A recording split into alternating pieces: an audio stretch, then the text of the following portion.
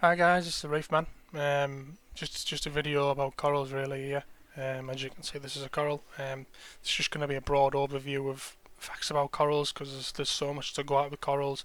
I would in future videos like to be able to just get good videos on just certain different types of coral, and I'll go through their requirements and stuff and what they're like and facts about them ones. But this is just a broad view of corals, and because there's so many facts about corals.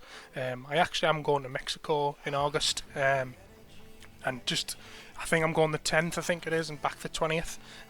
So in this video, just comment below in what sort of things you want to see next. If you've got any requests, just put it in the comments below on this video, and I'll see if I can get to any of that sort of stuff for you. When I'm at Mexico. Yeah, so this is just a broad overview of corals really. So you've got three main different types of corals. You've got SPS, which stands for small polyp stony corals. You've got LPS, which is large polyp stony corals. And then you've got soft corals, and there's quite a big array of soft corals. This one here is a soft coral. It's called the weeping willow.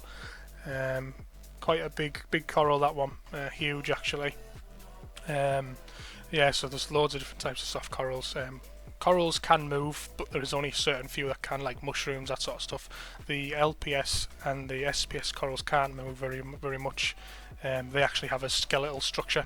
It's made of calcium carbonate, so they don't really move. They basically sort of glue themselves down to the rock, and are there permanently, pretty much. Yeah, corals are actually animals. Don't have a brains, don't have any eyes.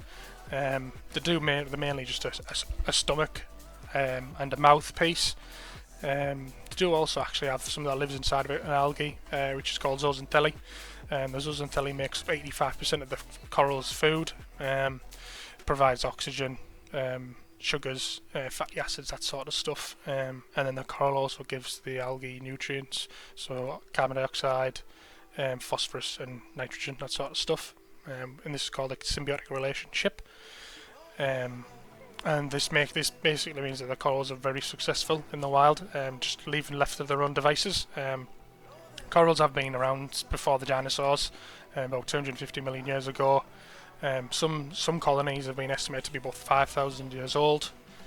The percentage of corals that support the ocean is 25%, which is quite a big number. And a quarter of all marine species live in reefs, yeah, which is quite big. It's absolutely massive. The way corals reproduce is at moonlight, basically. It's at a certain time of day or a certain time of night. And what they'll do is all the coral species will release millions and billions of eggs and sperms all at once, and in the hope that some of them get fertilised. They'll turn it into like a larvae stage. The larvae will find somewhere where it'll pitch itself, it'll anchor itself down to the rock, and then it'll start growing into a coral, and it'll have a small polyp, and the polyp will start growing. It's quite impressive to watch actually. I think there is a YouTube video on it, if you want to have a look. This coral I've actually picked up. It was broke off from its main colony. You can pick them up. They do sting each other, corals, but they don't really sting humans. There's no effect to us really. So if you ever do find one that's broke off, just find somewhere to put it, somewhere where there's a lot of light, plenty of flow. Obviously the ocean's gonna have loads of flow, and it should just thrive. But like I say, yeah, I'm going to Mexico in August. If you can comment down below on what you'd like to see next, I'll see if I can get to it. Like and subscribe, and thanks everyone.